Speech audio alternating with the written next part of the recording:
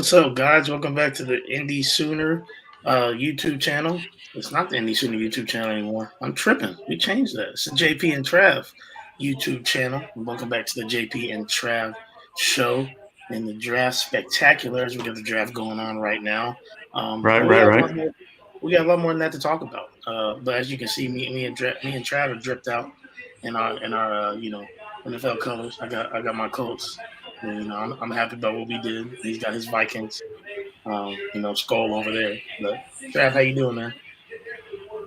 Man, I'm doing great. It's that time of the year for football, for basketball, for basically everything outside of diamond sports. It represents hope, right? I mean, it's you know your hope for your NFL team, right? You got a lot of hope right now that Anthony Richardson is the answer, and he's going to develop into this, Jalen Hurts, Lamar Jackson type guy, Cam Yeah. Newton type guy, and we've got a lot of hope with college football recruiting right now. Obviously, big time pickup was Zion Kearney. Just a great week. Jaden Hardy Yep. committing. I mean, our sixth commit today, just of the month of April. I mean, Mhm. when you consider Brennan Thompson coming over from the Longhorns as well. Um, so I mean, basketball commits. I mean, it's just been a great week, man. Been a really, really good week. Yeah. Yeah, it has. And we talked about that last week on the show. Just, how many commits we're talking about potentially getting, this week, this weekend. And so, to cap it off so far with Zion today was, I mean, his video is pretty dope. That was one of my favorite, I think, recruiting videos I've seen in a minute. So, but yeah, man, it's been so fun to see the reaction to the spring game. Obviously, as we're going to dive into that a little bit, Kyler being honored and everything like that. Cool to see him out there. I know you were Mm-hmm. there hanging out with a lot of Mm-hmm. people. We just had so many former Sooner greats that were back, and it's just awesome to see that they have belief and faith in the program, even if nobody outside of Norman does. We clearly have the former players, ear, which is pretty cool to see. But I'll let you dive into kind of more of what you saw personally in terms of that, and then we can kind of talk about the game in general. And as the draft goes on, we'll probably say here or there like, oh, here's Washington, like they're about to pick. We'll say, hey, Washington pick this, and we can go over more of that later. But we'll do a little bit of live draft talk too. Right, right. Yeah, the game was awesome. The spring game itself, to me, always just like it's a family reunion, and it's really for the recruits, but it's really a family reunion. I remember we were doing radio at Yo Pablo afterwards. Well, before Brendan Thompson stopped by during pregame, hung out a little bit.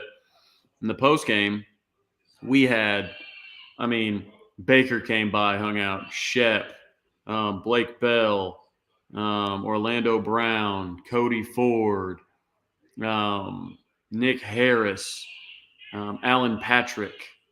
I mean, just all kinds of people, man. All kinds of people just coming in and hanging out. Grant Calcaterra was back. Like, it's just so cool to get them all together.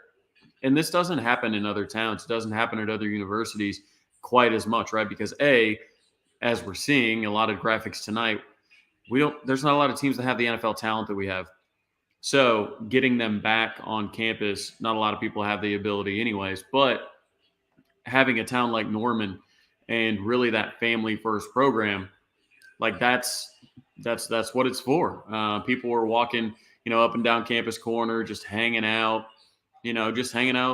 watching sports and getting together and watching the fights that night, and it was really cool. And it's cool to see guys like Jackson Yules grow up and bring his baby out to the event and everything like that. Like stuff like that is very, very cool. The great thing is that's only going to keep growing. This crop of draft picks only going to come back. The next crop of draft picks only going to come back. I mean, the university and specifically Cale Gundy has done an incredible job in really getting the gang back together, if you will. So, really, that's what stood out to me, man, was seeing everybody stretch from the 20 to the 20 linked up arm to arm, because there were a couple things that were perfect for recruits. Kyler coming out. Keep in mind, a lot of those kids are from Texas, and a lot of those kids, grew up knowing that Kyler Murray is the greatest thing ever to happen to Texas football, right? Yeah. Well, Kyler Murray walks out on that field, says, my college career got off to a rocky start. I went to the wrong school. Every single recruit there knows that that's A&M. And then he says, I called my dad right when I stepped on campus and said I should have been here the whole time. Like, the recruiting department could not have scripted that any better. It's like they wrote it for him. So all those recruits are sitting over there with A&M offers, big 4-star, 5-star guys saying, man, the best Texas high school football player ever just said it was a mistake to go to A&M and he should have been here the whole time. And look at all these people, man, that are here to welcome him, right? So that kind of stuff is big. Obviously, the Brent Venables quote made its rounds. If you're one of these programs that says that spring games don't matter, then your program doesn't. That is massive. Like, the greatest part about that quote is OSU fans thought it was about them. Texas fans thought it was about them. USC fans thought it was about them. You had USC journalists writing, saying, Lincoln or Brent Venables takes shot at Lincoln Riley. Like, no, he didn't. Like, if you are somebody that thinks it's about you, then you're insecure. Yep. And it might be because he's right. So it's your own insecurities that you have to deal with. So anyways, a great time altogether. Can't wait for you to come down to one of these so it can really be a family reunion, right? Man, I'm just gonna guess that they're going to try to keep the same weekend. And so I'm already planning on, having my softball invitation on a different weekend. I'm already playing that next year. Attaboy. I really would like to get down there, but hopefully they don't switch it up on me again. We will see. Washington just took somebody from Mississippi State, cornerback from Mississippi State. Yeah. I don't know his name, but we'll continue to roll along here. The Patriots are about to pick. Trav, what was the biggest thing that you took from the spring game? And everybody that's here in the chat, appreciate everybody who's here right now. Go ahead and make sure you like, comment, and share. What was your biggest takeaway from the spring game? Biggest takeaway from the spring game was, I'm going to go an offense and defense. So offense was DJ Graham, honestly. DJ Graham on offense, he looked fast. He had the moves. You could tell he kind of plays wide receiver like a corner, like he's playing the ball, like he's not expecting it to come right to him, mainly because Davis Bevel was his quarterback. So Davis is throwing two just terrible balls, and both of those catches end up totaling 71 yards receiving for DJ Graham. It's the guy's got moves in the open field. He's got super strong hands. I think DJ did a lot for himself, to be honest, and really that wide receiver position is still unsettled. So who knows? But on defense, it's very. I mean, you want to say Peyton Bowen, but man, Deshaun McCullough. There was some not concerns really, but just some scuttlebutt, if you will, about maybe, he's played edge and linebacker. Why are we moving him to cheetah? It's a whole new position. Why we're going to waste a whole year of him? Oh, maybe he's not physically where we want him to be. Maybe his legs are a little thin, whatever. It didn't matter. The guy was so physical. He was fast. He had pass breakups. He was just it was one of those things, like, it's very hard to pop in a spring game, like just like pop off the field. But he did it. He popped off. He popped off the field and said, "Okay, that guy. We didn't have one of those last year." Yeah. No, I agree. And that's why he was the number one. I mean, really, recruited player in the portal, at least on the defensive Mhm. side. I mean, that was a guy that you knew was going to be impact right off the bat, and to be able to actually see it.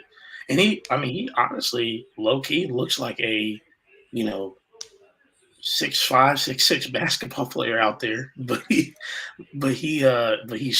shifty, he's strong for his frame, and he's obviously going to continue to add to that frame. But I mean, he's just so long and can do so many different things. He's versatile, which is why he's perfect for that position.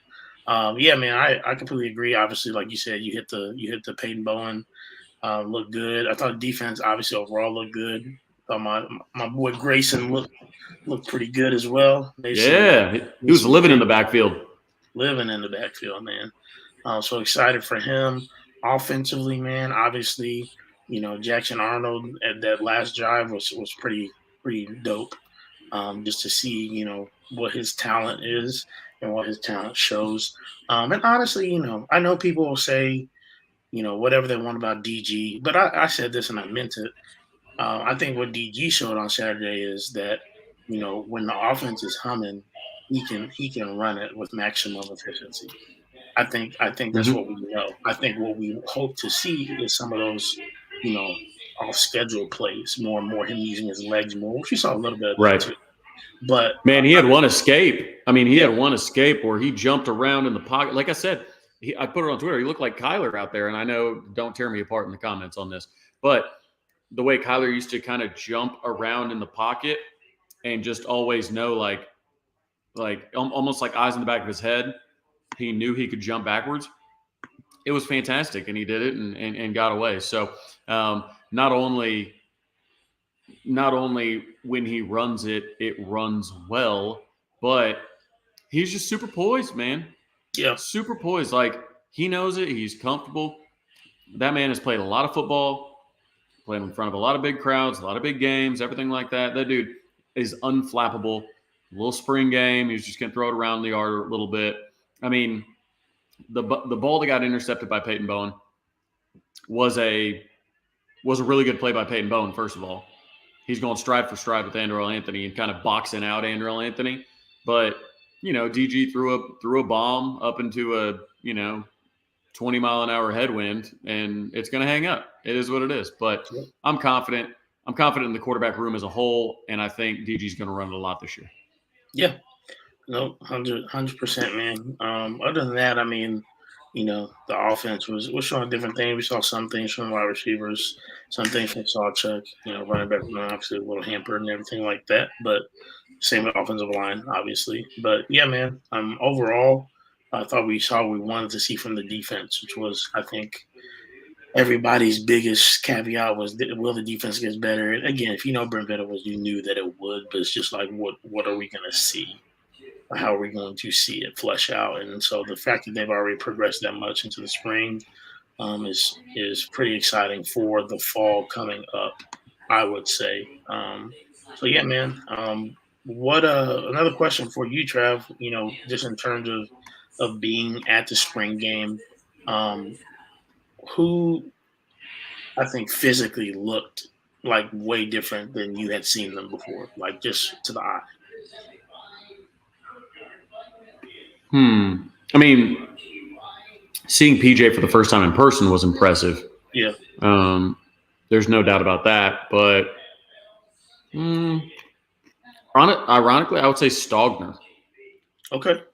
Like he didn't really do much out there, but he's so much more fluid. Like he used to, like in his routes, like when he first got here, he he just didn't have that fluidity, that kind of that smoothness in his route running and whatnot. Yeah. But the couple plays he had out there, the one on the sideline, the little toe tap for a tight end, that kind of stuff. I mean, I thought he looked really, really good. Naturally, he's going to have to be really, really good for us this year with that tight end depth or lack thereof. Mhm. But I really liked what I saw physically out of Austin Stogner. Yeah. Absolutely. I also think I want to talk about this. What Jimmy's saying here for a second. I tweeted out on Saturday. If you took two glances, and didn't really pay attention, just took two glances at the screen when Gavin Sawchuk is running the ball, you would almost think it was Rodney Anderson. Just so they have so many different similarities. I'm not saying Sawchuk is on the same planet necessarily as him athletically, but just their running style looks so similar. Like I was like, oh my gosh, is that Rodney? It's very. They climb into the second level in a very similar way. Yeah. Like it's once they get past that line, it's almost the opposite. I try and describe it. I'm not. I can't describe this very well, Yeah. but it's kind of like when you see a quarterback, like the defensive ends come up and a quarterback steps up in the pocket really confidently and then kind of takes off. You can see kind of just the like the C part, and then it comes in right behind him. Like that's how I feel Sawchuk is. I see him get to that second level and just climb, and he's got that speed that he's able to get to that third level so quickly that he's in the second level, and then you just see two linebackers kind of colliding after him because it's almost like as he goes through, he's pulling people in his wake because he's going so fast. So it's a really weird way to try and describe it, but hopefully I gave you the right visual. Yeah. No, absolutely. Agree 100%. It's just cool to know we got him and Barnes, coming up for a couple of years. And then, just strong guys coming up after them. DeMarco Murray's doing a great job with that room. So, I mean, again, it's going to be interesting, though, because I feel like the running back recruiting is almost going to cannibalize at some point, right? Yeah. Because you've got Javonte Barnes and if we don't include Tyree Walker or Marcus Major or Emeka Megwa or any of those guys, just everybody stay with me on just the two that came in last year, right? So you have Javonte Barnes and Gavin Sawchuk. Okay, those are going to be your 1A and 1B this year. If we just take the freshmen, then Caleb Hicks and Dalen Smothers will be third and fourth on the depth chart. Yep. Well, Sawchuk and Barnes are back again next year. Yep. So they'd each be going into their junior years as the two starters. Smothers and Hicks would be going into their sophomore years, still third and fourth. And then Caden Durham and pick your whoever is going to be the two freshmen. So now they're fifth and sixth on the depth chart. Now then, the next year, you're like, okay, do they come back for a senior year? And I know I'm getting way ahead of myself. There could be injuries, there could be transfers. I totally get it. But this is just if things go how we think they're going to go. So Sawchuk and Barnes then, if they both come back for senior year, that means Smothers and Hicks haven't cracked the 2 deep in 3 years. Yep. And then you've got Caden Durham and somebody else that haven't cracked the 4 deep. You know what I mean? Like, I feel like we'll never take a transfer running back again if we continue to recruit this 2 per class. And the 25 class has some guys we really like in it. I think we should go after 2 Oklahoma prospects in Caden Knighton and Ravian Larry. But at some point, I feel like the depth is going to be it's just going to be attrition. We're going to have a really good back transfer out, and there's going to be nothing we can do about it because we just don't have the carries for him, which is a good problem to have. But it's just something I've been considering when looking at this 2024 class. I think maybe you just take Caden Durham. Who knows? I mean, at some point you're going to have all the backs on campus. Yeah, no, you're absolutely right. Good problem to have, like you said, but even still, eventually you're going to have some attrition at that position, similar to, dare I say, the boys down south in their quarterback room right now. At some point, it's either going to be Malik Murphy or Arch Manning, right? One of them going to be, and one of them. I feel like Malik's probably gone. I mean, even if he was better than Arch, do you think they're going to play him over Arch? No, I don't think. Here's the thing: we have lots of evidence, and indisputable evidence, multiple sourced, corroborated evidence that Mike Stoops was hired to be linebacker coach by an athletic director that worked with him before and a head coach that worked with him before, and a donor came in and said, no, you can't have him on staff. So they had to go retract the job after he had already accepted it. It was being reported all last year that Hudson Card was looking better in spring, looking better in fall camp, thought he would get the job. And then all of a sudden the Texas SID gets a message from Sark, and he kind of looks up to the pool reporters and goes, Sarkisian says that Quinn Ewers is the starter. Like out of nowhere. And I thought that was really odd. Yeah. Seeming as a lot of like 3 or 4 people that write for Texas were saying like, hey, Hudson Card looks better. And honestly, I think they would have won 10 games with Hudson Card last year, personally. So with that, it's I don't trust, based on those 2 instances alone, I don't trust Sarkisian to be allowed to play Malik Murphy instead of Arch Manning. I think it'll go Quinn and then it'll go Arch because because what if Malik plays then? And Malik plays really well. Yeah. And Quinn, for some reason, goes off to the NFL after last year, which I see you, ESPN and Fox and all you bums out there saying, which is better, the 2023 class or the 2024 class of quarterbacks? And they got Big Caleb and then Big Drake May and all these guys, and Quinn Ewers is right there. I'm like, get out, stop it. Stop sneaking him in there. Like, we're not going to notice. So, regardless, I mean, what does that end up? I mean, if Quinn leaves and Malik, who's the better quarterback right now, at least, and is likely going to be, you've got this guy who doesn't really have the donor support from what we're gathering. I mean, do you just say, sorry, Malik, we got to have the other guy play? Like, I don't know. It's just weird. If I were Malik Murphy, I'd be gone. But I'm not. Yeah. Yep. And, we ain't got to worry about it. Sorry to deviate really quickly. I know you saw what I just saw. Obviously, can't see from Pittsburgh, just went to Tampa Bay. Is it wild for me to say that it's wild that they compared him to Aaron Donald? He just went to the same school. I think it's lazy. There is no other, Aaron Donald. This feels. How about this? If he was comparable to Aaron Donald, he wouldn't have slid to 19th. I'll put it that way. So, but why even do that? Like, let's stop with that. Like, there are things you don't do. Yeah. You don't compare defensive lineman to Aaron Donald. You don't compare running backs to Adrian Peterson. You don't really compare quarterbacks to Patrick Mahomes, even though they're already trying to with Caleb. Like, you don't compare him to Kyler. Like, there are certain people that are cut from a specific cloth that there are no comps for.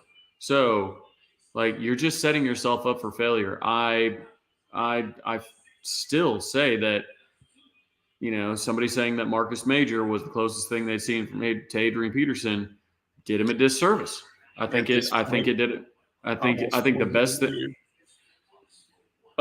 thing that you can do is get a kid, the offer and the scholarship, or help him in that direction and train him, but don't set those type of expectations because you're never going to they're never going to live up to them. And even if they do, OU fans have such a fond memory, almost like a Paul Bunyan type, tall tale memory of Adrian Peterson, that even if he was as good, like, nobody would ever give him the credit for it. At all. No, it was just interesting to me. I was like, wow, we're really comparing him to somebody who's being talked about as potentially being one of the best defensive players of all time. Okay, interesting. Okay. And they got him at 19th. They got him at 19th. How convenient. 19th. Must be nice. Interesting. Trav, let's talk a little bit about recruiting, dog. As you let's said, do it, man. At the top, we've had quite the run, not only obviously in football, but in basketball as well. Portal Moser has been at work. Portal Moser, indeed. Obviously, the guys that we've gotten, just recruiting-wise from the football perspective as well. Yeah, basketball, we had a lot of guys transfer out, just like everybody did. Kansas had 6 guys transfer out. There's a lot of teams. Texas had a lot of people transfer out. Like, there's just a lot of people transferring out. It is what it is. But with, with the people he's brought in, Porter wants to build a young core. He wants to recruit from high school. He's a very good recruiter out of high school. Landed 2 top 100 players in Otega Owe and Milos Uzan, and then Cooper and Cole, 2 top 100 players coming in. They really like what they have in North Weather. They like what they have in Sam Godwin. They like what they have in the Missouri transfer, Kita. He's, a bigger guy. Like, they like what they have, so they wanted to get more backcourt depth, which they did. Javian McCullum, the number 10 overall prospect in the portal, that's got like 1,000 kids in it. So top 10, very, very good pickup there. Obviously, that scared away Javon Small. He ends up going to Oklahoma State. But Soares, that's a guy that can guard 1 through 4. He comes in from Oregon. We had San Diego State forward on campus today. If he picks us, that would leave 1 spot left. Obviously, Hugley is a center.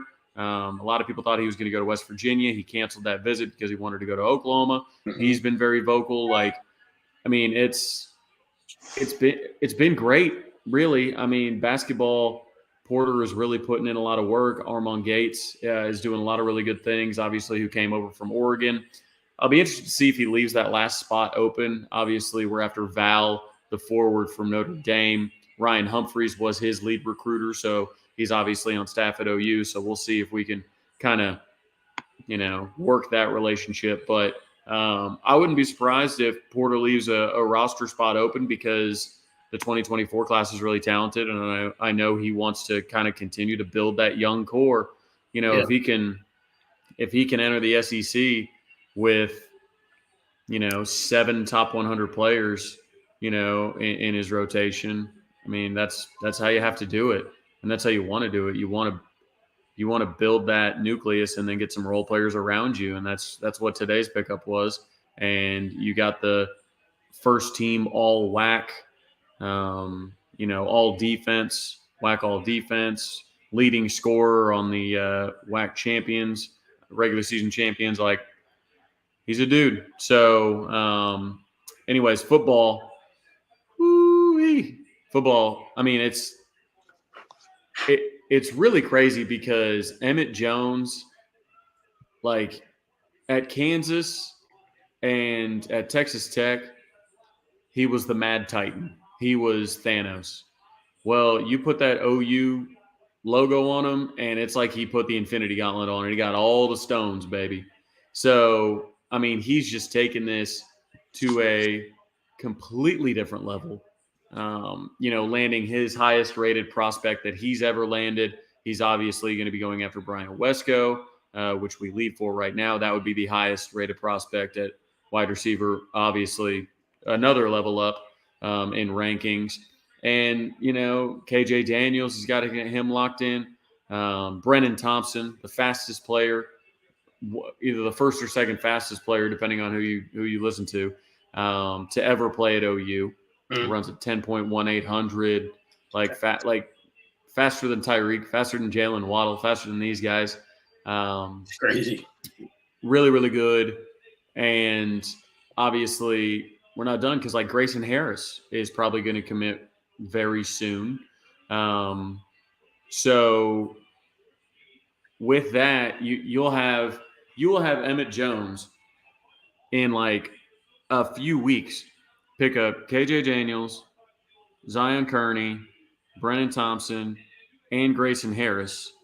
And that goes across 2025, 2024, and the transfer portal. The guy's doing it all.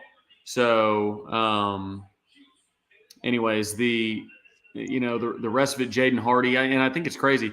Jaden Hardy, because he announced right before the spring game, he announced at 1:00. I feel like it's getting looked over, but Jaden Hardy is incredible.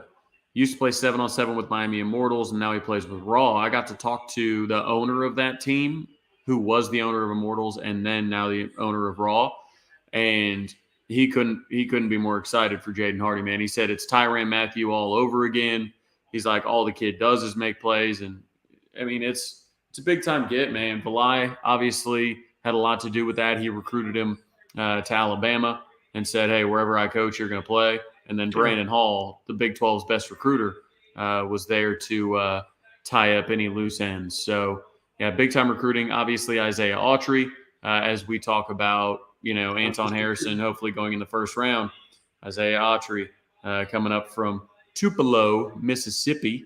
I will actually be driving through Tupelo on our bye week.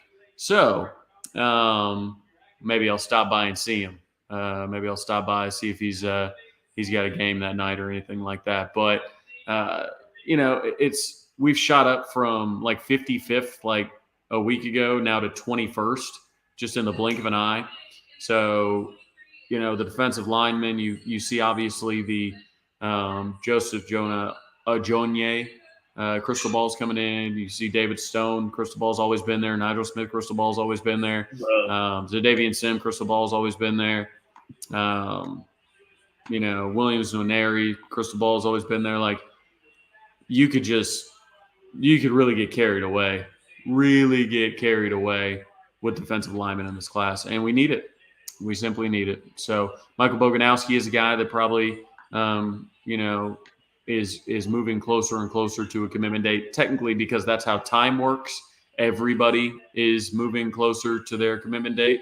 It's how time works. But tomorrow they'll be 1 day closer to their commitment date. But I think this class is really coming together nicely. I just really want to know if we're going to take a second running back, and if Xavier Robinson, if he picks us over Iowa State, if he technically plays that position. So I don't know. A lot of numbers to work out. There's no doubt. Yeah, no, I agree. It'd be interesting to see who that second running back is going to be. But we're smoking on that wide receiver recruiting trail, and man, we're looking good on defensive line. Potentially, like you said, with Nigel Smith and David Stone and Williams Nwaneri, and just if we can get all three of those guys, it would be something special to behold. And Trav, I know there's been a couple. Well, in the 2025 class with the wide receivers, we might be set up even better for that. Yeah, Isaiah Mosey is Jamar Mosey's kid. Isaiah Mosey, OU's his dream school. Got Grayson Harris. That's a 4-star wide receiver that is looking to commit soon. And DeCorian Moore, who I think is the number 1 receiver in the class. So you have a chance to have 2 5s and a 4 next year. Now, there have been some rumors, and now that they've actually gotten out there, I feel comfortable sharing them, but Keon Brown may not academically qualify. He may, but he may not. So there is a possibility that Emmett Jones can take a 4th in this cycle. So when you say we may not be done, we really may not be done. So we'll see. You think he would take a 4th? I think if BV lets him, he will. Yeah. I think when you get a new car, you want to take it out and drive it.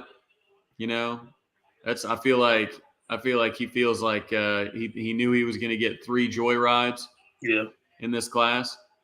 If he gets to take that OU recruiting whip out one more time, I think he's going to go do some donuts. Yeah, I mentioned Wesco. I just don't think he's going to commit in the next week or anything.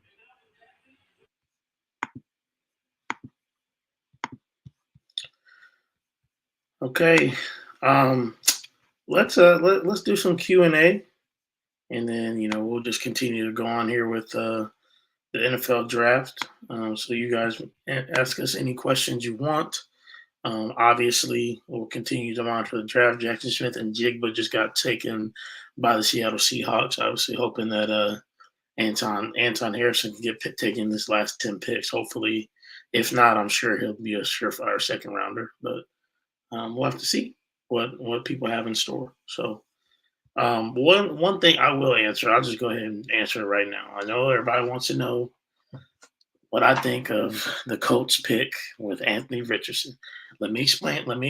Okay. Now, I always said if Bryce Young or CJ Stroud were to be there because somebody thought Bryce Young was too small or somebody thought CJ Stroud was, you know, didn't have the IQ, which whatever those reports were stupid. I would have rather preferred one of those two because I believe that our team is a fringe playoff contender with the roster that we have. Only reason we were this bad this year is because we literally fired our coach 5 games in. Matt Ryan was a shell of himself, and it was just kind of an end to the season. But our roster, if you look at how it's currently constructed, we have, two all-pro defensive players, really three all-pro defensive players at every level. We have Kenny Moore in the defensive backfield. We have Shaquille Leonard, who's been all-pro almost every year of his career, and then we have DeForest Buckner, which is the same dude, right? So we have difference makers on that side of the ball. Offensively, our offensive line is the highest paid in football. Didn't act like it last year, but they're dealing with a lot of injuries. Quentin Nelson is, by all accounts, if he continues on the trajectory he has been on, he's a future Hall of Famer, same like Shaq. They came in the same class. I mean, has been a beast every year. Ryan Kelly's a good center. Braden Smith's a good tackle. So then we have Jonathan Taylor, top 3 running back in the league. All that to say, we're not a trash team. We're not good enough to tank. And that's where everybody was like, oh, why not just tank and wait for Caleb next year? And I'm like, first of all, we're not bad. We're not bad enough to tank. Let me say that. We're not that bad. Right. Second of all, you need to put into context each franchise has different context. Like we've had 3 different quarterbacks, really 4 different quarterbacks the last 5 years. The Colts fans are tired of seeing different quarterbacks trotted out there, and they are not going to let Chris Ballard get away with letting Frank Reich go and using him basically as a scapegoat and trotting out, Gardner Minshew or Sam Ehlinger. Quentin Johnston went to the Chargers. That's a big pickup for them. They got him and Mike Williams. Big boys down there. We wanted him. We had him as wide receiver 1. Man, that's tough. We're gonna end up with Will Levis. Just or Zay Flowers. Yeah. Let me finish up here. Then I'll let you get to it. But anyways, all that to say, like he needed to take a quarterback this year because if he did not take a quarterback and he picked somebody else and said, "Oh, we'll figure it out," through the trade or something else, like the fans would riot, dog. Like trust me, we would riot.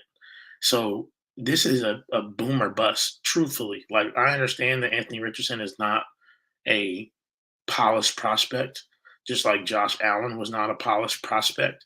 However, Anthony Richardson is 6'4", 240 pounds, runs a 4.4, and can throw the ball 80 yards. Okay, like that, you don't see that. Like that's truly generational. I'm not saying he's going to be a generational quarterback, but he certainly has generational athletic traits. You cannot argue that he's the most athletic quarterback to ever come through the NFL draft. That is a fact. So you have that. You have Shane Steichen, who developed Jalen Hurts the last 2.5 years in Philadelphia, okay, and helped him to become what he has been as a running quarterback who needed help progressing in his passing game, right? And I'm not saying Anthony Richardson is where Jalen Hurts was coming out of college because Jalen Hurts, Lincoln Riley definitely helped him this last year. But Anthony Richardson only played 13 college games, so he has the ability to potentially get better. You can see that he can maybe get better, especially when you pair him with, again, the highest paid offensive line. When you pair him with a top 3 running back in Jonathan Taylor to take, some stuff off of him. I think we need a number 1 wide receiver, but we have a decent receiving core. They're not terrible. So if we can maybe have a decent year, get a number 1 wide receiver in the next draft, love to get Marvin Harrison Jr., if I'm being real. Trade up for him, legacy, I'll take it. All that to say, if I was going to choose between Anthony Richardson and Will Levis, I was going to choose Anthony Richardson because he has traits you cannot teach. Will Levis is the same in consistency-wise, and he's not that athletic. Now, I think Will Levis may be, again, decent quarterback. We'll see. But I'm okay with the AR pick simply because we needed a quarterback no matter what, really.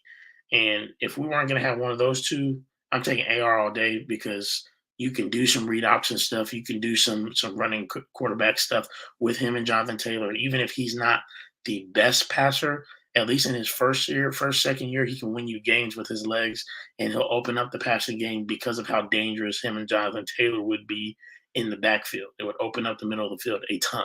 So I'm just gonna say that. That's all I'll say. Right, and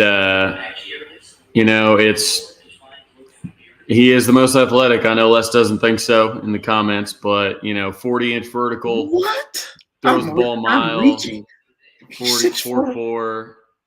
He's Cam, basically.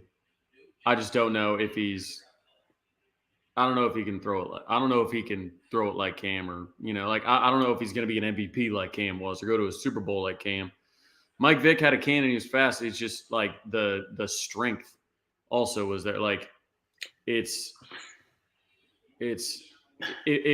you were to go through the RAS, the athletic numbers and scores and whatnot, like he would technically rank higher than Mike Vick. But regardless, I'm sure we're going to end up taking Will Levis, and I'm not going to be excited, even though I have been clamoring for a rookie quarterback forever now. But last time we took Kellen Mond.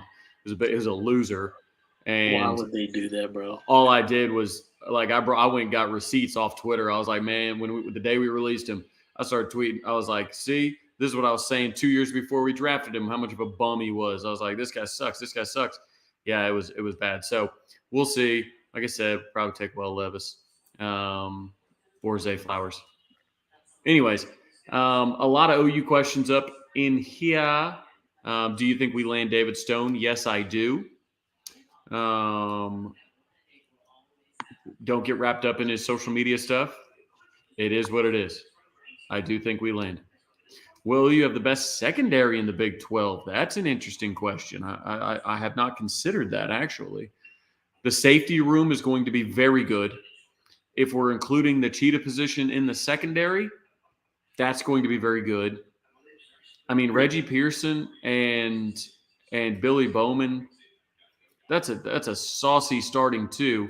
And obviously Peyton Bowen will get some time. RSJ will get some time. Damon Harmon is now in the portal. But, really it all comes down to who the corner is opposite Woody. Is that Gentry? I think so. Is that Kendall Dolby? Maybe. But that's really what it comes down to, because pretty much everywhere else you are above average to really, really good. You got a chance to have like an All-American type, at least first team All-Conference type season from a couple guys in our secondary. News on Nigel Smith. There's nothing really new to report. Obviously, he visited Penn State over the weekend. Really enjoyed his time there. So, they're going to be somebody to watch. But OU's had the lead for a while. The Sooner Spectator, local magazine, just did a story on him that he saw. They sent him a copy. Like he feels like OU. I know Peyton Pierce is trying to get him to go to Ohio State and whatnot. I personally don't see it. I think Nigel ends up a Sooner. And as I had conversations with Zadavian Sims, Zadavian was like, hey, Bates told us he's taking all three of us. And I was like, what do you mean all three of us? He was like, well, me, Stone, and Smith. And I think he was like, for some reason, he thought like the numbers weren't going to work or anything like that. So I was like, well, if they're talking like that, then I think OU feels pretty darn good about it. So defensive line is going to be the best defensive line class that we've signed in years. Years and years and years and years and years and years and years.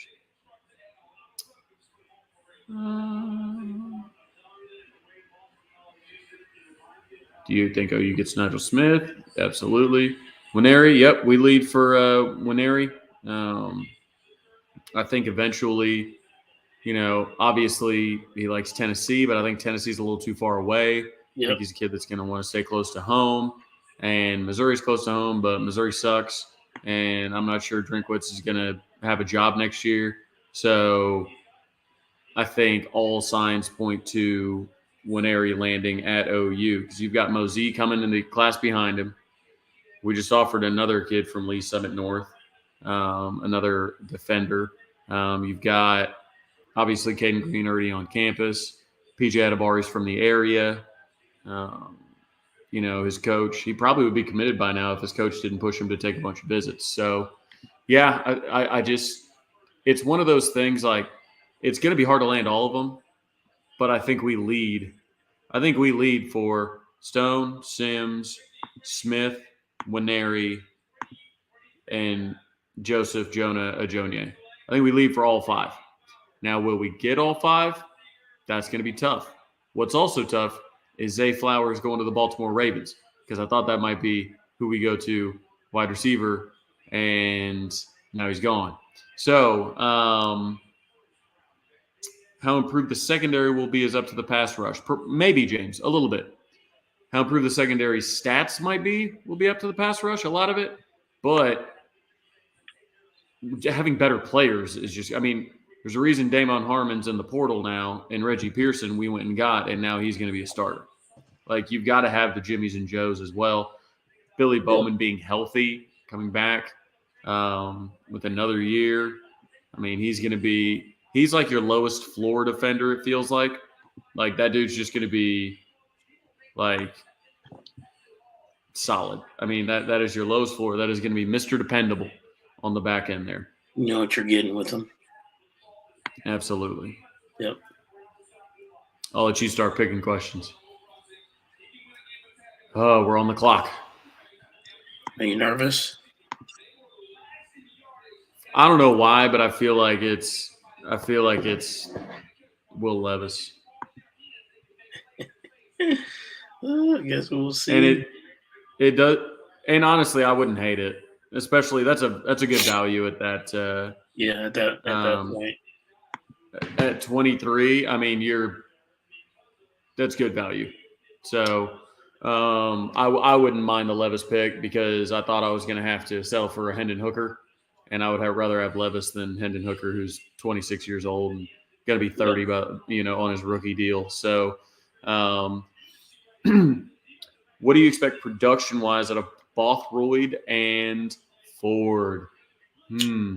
If Ford stays healthy, he's an all-conference type of guy. Right up. Yeah. And Bothroyd is already an all-conference type of guy. Yep. I think we can come in with so much depth at edge.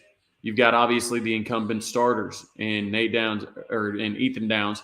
And Ethan's not giving up that starting job without a fight. I mean, Ethan Downs was the only defender that was on all-conference last year for a reason. People want to act like he was trash too.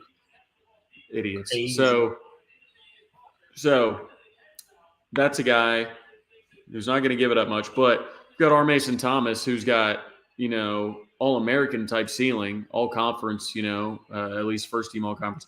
PJ Adabari is going to get his way onto the field in a pass rush. He's not going to be a four-down guy, but he's going to get snaps at some point. So, I mean, you look at Ford, Bothroyd, Grimes, Downs, R. Mason Thomas. You got Marcus Stripling. You've got PJ Adabari. You've got all these guys, and it's like, I mean, we should be dramatically improved at the edge this year. But Bothroyd and Ford, couple studs. When healthy, they've both been extremely productive at previous spots.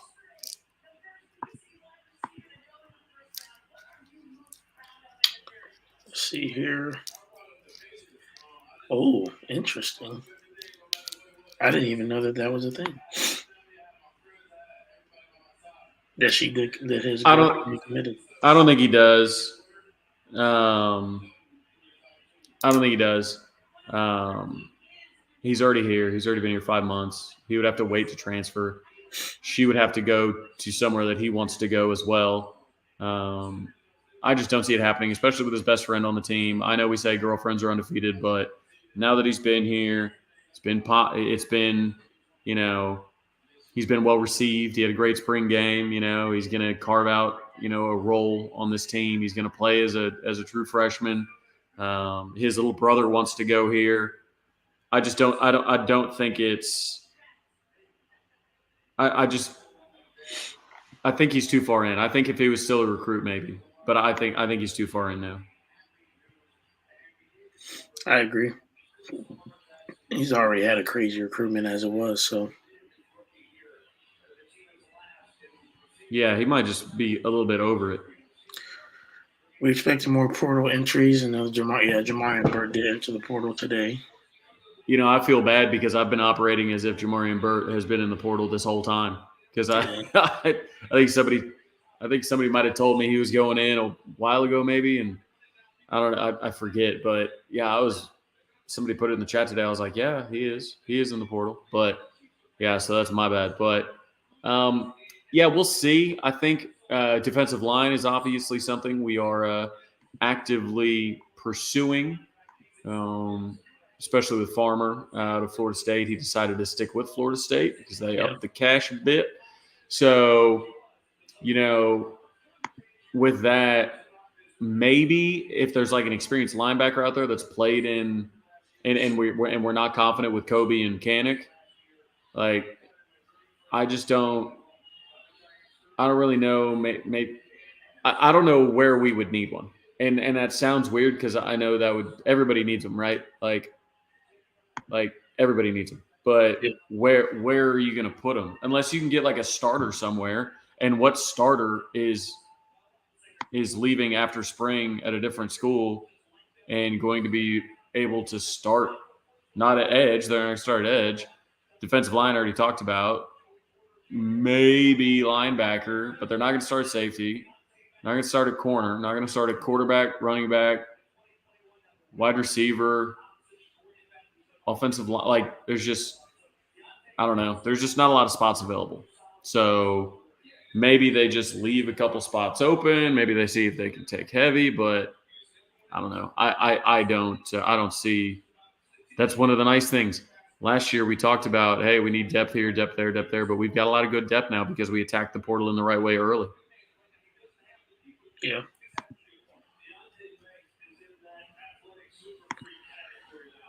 What do you think about Colorado?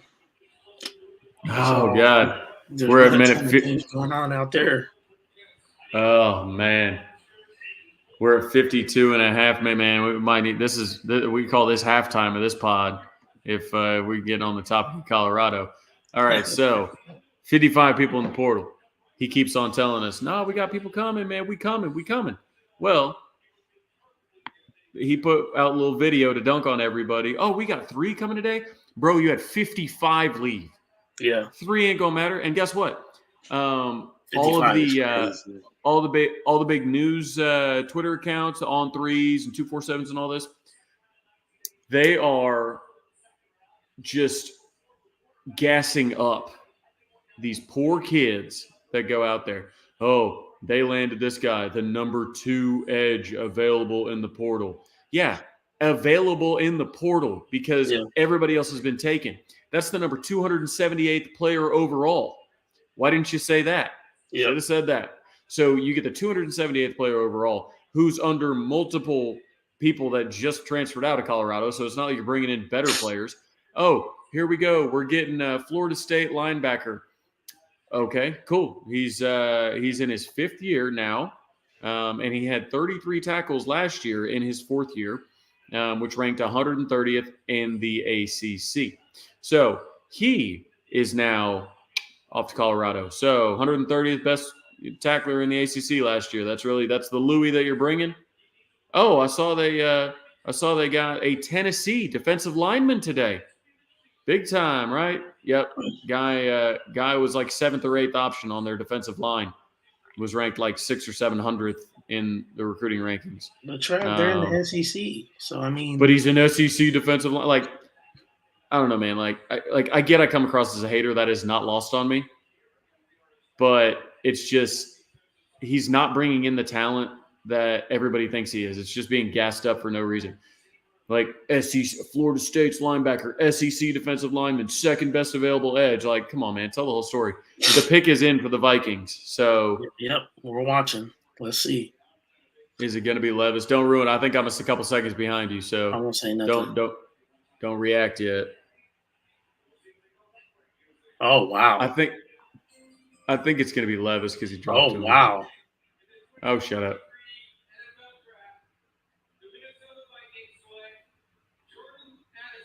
Ooh. Okay. We were talking wide receiver, so I don't mind it. I don't mind the Pitt Panther product, Bolitnikov winner, coming to the Vikings. That's fine with me. Yeah. That's Man, fine y'all with me. gonna have a lot of weapons out there. Well, a You have lot of Justin weapons for Jefferson. You'll have Addison 55-year-old Kirk out there slinging it to T.J. Hawkinson. slinging it. Slinging it. Just what did he say? Chuck and duck. He's like, I just chuck and duck, man. I'm not a very big guy, so I just chuck and duck. And Duck, Chuck and I mean, he's talented. Bolitnikov winner from Pitt, not from USC. I don't even know why they keep on putting that USC crap up there. Duck. Exactly. No, that'll be a good addition. They said that's on the Pitt highlights. And keep in mind, I was around a few people in Durant when I was at one of their events, and there is somebody from that area that is on the roster of Colorado. They said they haven't seen Dion all spring. He's not at workouts. He's not doing anything. He's there whenever there's video to be shot, and otherwise he's off doing interviews.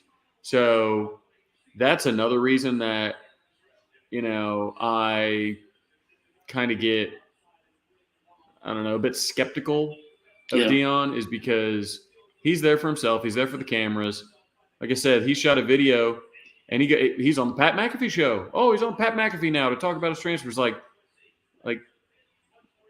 it's unprecedented, but he's not spending the time trying to develop who he has because he's not there, and he's never done it at this level. People that think, well, he was successful at Jackson State. He had the most talented roster in the SWAC by far. Yep. And SWAC is not the and same now as... he's going to have maybe the worst roster in the Pac-12. And you think his just X's and O's brilliance is going to get it done? No, absolutely not. Absolutely not. There have been guys he brought from Jackson State to Colorado. They're already in the portal because they're like, no, I'm good. I mean, I don't know how they can sit there and say, we're bringing Louis. And my problem with it is all the guys that are transferring out, Colorado fans, and more importantly and more loudly, Dion loyalists are painting them all as lazy bum losers. Bunch of people that are scared of work, that can't handle the pressure. Their recruiting director said, where are my D2, D3, and JUCO guys that can handle the pressure? PRESSHAH or something like that. He spelled it. It's like, by saying that, you're inferring that everybody who transferred away just couldn't handle how tough it is at Colorado. Couldn't handle it. Couldn't handle the expectations of the Colorado Buffaloes. Like, stop it. We don't say that about guys that transfer from Georgia or Alabama. The places there are pressure. The places there, they are expected to be national title contenders. Stop it. Vegas expects you to win 3 or 4 games. Stop it. What is it, this pressure? Dion doesn't know what a national championship team looks like as a coach. He's never coached one. Nope. They don't have pressure over there. None. And again, I know I'm coming across as a hater. I'm all right with that. I'm not a hater. Just telling it like it is. All right, guys. Any more questions? We're about out of time here. Just chilling at this point, talking draft things, taking some questions. Trav's team took home a wide receiver who is going to be hopefully eaten next to Justin Jefferson, who's and T.J. Hawkinson. Between him and T.J. Hawkinson, and we're trading Dalvin Cook. Yeah, we are trading Dalvin Cook to Miami. What up, Cap? Trading Dalvin Cook to Miami, probably 3rd rounder next year, something like that. We just want that salary off the books. So, yeah. Well, I don't think mean, it's not like Vikings are going to trade back up into the bottom of the first, but I do like the pick. Yeah, I'm hoping Anton gets taken. I don't know at this point though. I don't know if there's anybody left who needs a tackle this late, but you never know. Um, We got eight. We got 8 more picks, man. We yeah, need it. Richard Spray, who starts opposite Woody, Wagner or Gentry? I think it's going to be Gentry or Kendall Dolby. I know we really like what Josiah Wagner and Makari Vickers are doing this spring, but to instantly start as a freshman may not be what's best. He's not going to back down from a challenge or anything like that. I think he'll be ready if there's some injuries, but I expect that to be a Gentry and Dolby battle.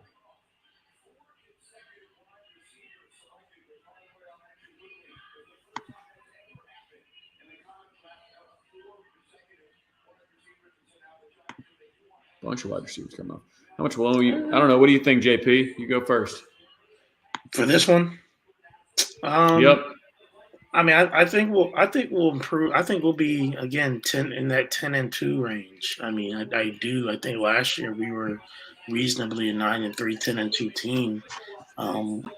We just couldn't get some of those, or excuse me, 3 points or less games. We couldn't be on the other side of those. And so if we can be on the other side of those this year, and a lot of that had to do with our defense, right? If we can just have halfway better defense than we had last year, truthfully, we win probably most of those games, if not, all of those 3-score games or Yeah. 3-point, games. So, and then we're talking about 9-3, 10-2, and it's a whole different vibe than 6-7. So I genuinely think our defense is going to be way better this year. Obviously, we're missing Mims, but hopefully Brennan Thompson can at least provide that Z that just flies that effect, even if he's not the same type of ball catcher that Marvin Mims was. High points of the ball, everything like that. In his first year, the fact that he can just fly the way he can, the speed that he provides, will I think open it up for guys like Drake Stoops, LB Buckley, Sheldon to do their damage in the middle.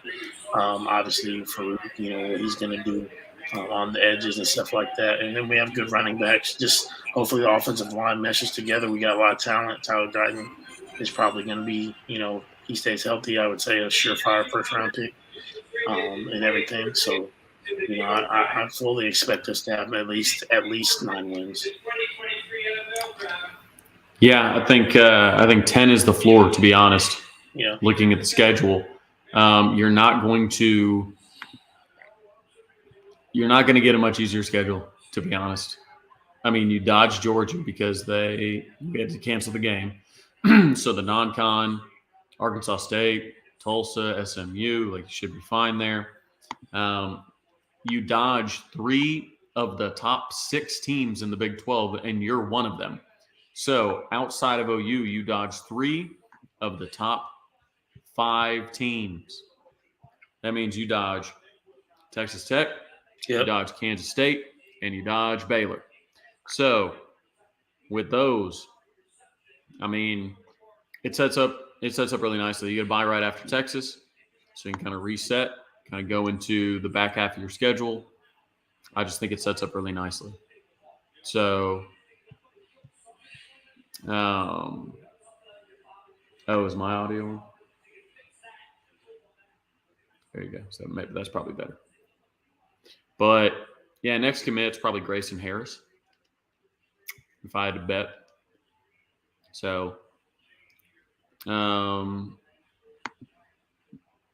Davis transferred because we're just too deep and too talented at corner, and he hadn't been improving. He's the same player that we got his freshman year. He's a great kid, but same player we got freshman year, and we just, I don't know. He saw what guys like Gentry were doing, guys like Kendall. He knew we had talent coming, and he started every year, but he's lost his starting job every year too. So he wasn't going to start this year.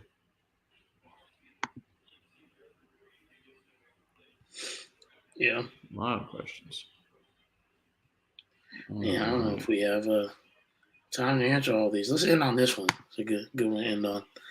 What is the best steakhouse in Tulsa? Well, I sold mine, so I'm not going to use that one. So, best steakhouse in Tulsa. All right, so I would say best steak house in Tulsa and then best steak in Tulsa because there are two different places. Best steak house is Bull in the Alley because it's just really cool. You walk down an alley, it's this door that's unmarked. You go in it, old school speakeasy. I usually just go in, like last time I went there, it was actually on my birthday. I just got oysters, shrimp cocktail, little Caesar salad, some cocktails, whatnot. They've always got great fresh seafood. They've got like the seafood towers, got all that. They're big like steak for two. They put, I swear to God, like 2 sticks of butter on it. So I'm not a big butter on steak guy. Like I just, if I'm already, like literally, dog, like they come in, like they put this little like app plate on your table so they can lean the like platter and all the butter like pools at the bottom. And then the guy takes 2 spoons and he brings it out and he like serves some pre-sliced like steak onto your plate. And then he scoops all that butter and puts it over the top. I'm like, dog, if it's a good steak, it's got enough fat, it's got enough flavor. I don't need it covered in butter. Like This isn't like I'll dip some crab or something like that, or some lobster and some drawn butter or something like that. That's one thing. Do not drown my steak in butter. I can't stand it. But it is a really cool place. It is a really cool place. I'd recommend it to anybody. The best steak in Tulsa is the A5 Wagyu that they serve right down the alley from my building. Another very cool place called Boston Title and Abstract. You walk in, you walk down a couple flights of stairs into this kind of like bunker looking place. When you walk in, you're above the dining room. You kind of go down into this pit and you've got the bar there and everything. I had that A5 Wagyu a couple months ago. Best bite of steak I've ever had. I mean, outside of my smoked tomahawk, ain't nothing beat that. But it was incredible. But Will ain't doing too bad. I know he hadn't been picked yet, but he ain't doing too bad. He's sitting over there by the women in his life. Man, ain't nobody left in the room. Yeah, I don't think he's going, dog. I mean, who else? Who else is there that needs a quarterback that late? Yeah, ain't nobody's picking him unless somebody trades back up into the first, which I mean could happen. Who needs a quarterback like that, though? Y'all? I mean, we would take one. Yeah, but it cracks me up. I mean, I feel bad for him, but here's the thing. This is the problem. The networks, they're the ones that built this up. They're the ones that said, hey, Will Levis. Yep. They did the same thing with Brady Quinn. Oh, Brady Quinn. And now they just stick a camera in his face for a half hour in his most humiliating moment. Like, yeah, that's crazy. I hate that.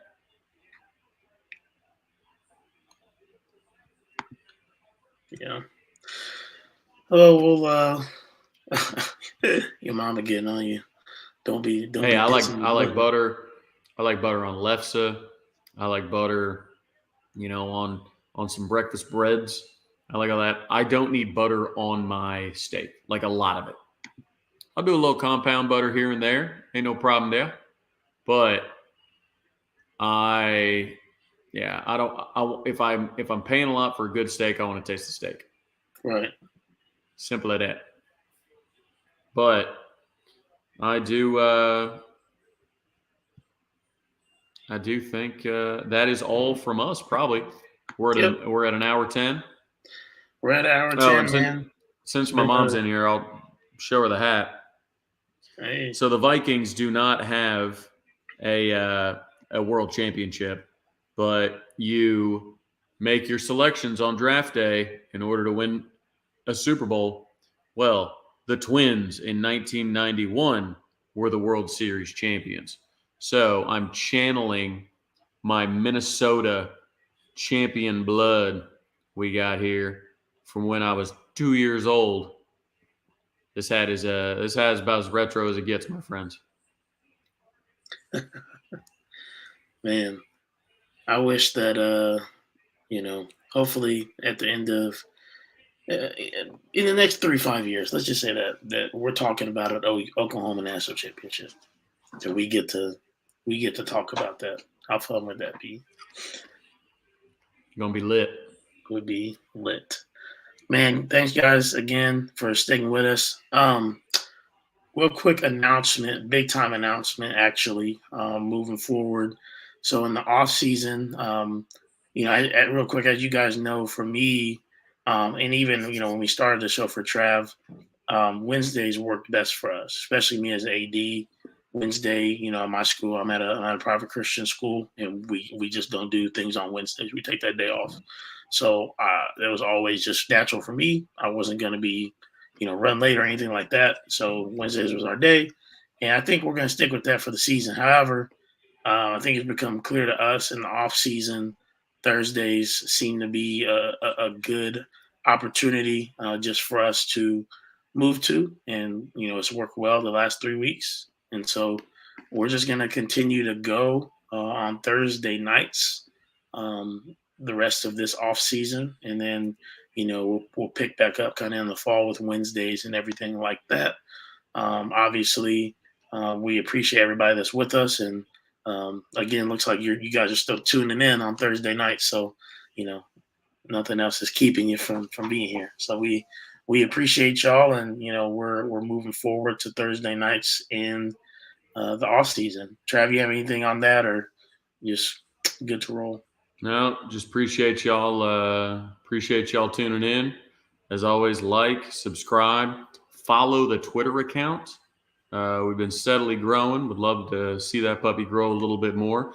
Makes it easier to get high priority recruits on. If I say, hey, you're going to come be on this, and they click on the JP and Trav. It's one thing for me to send it because I have enough followers for them to know that it might be beneficial to get the word out.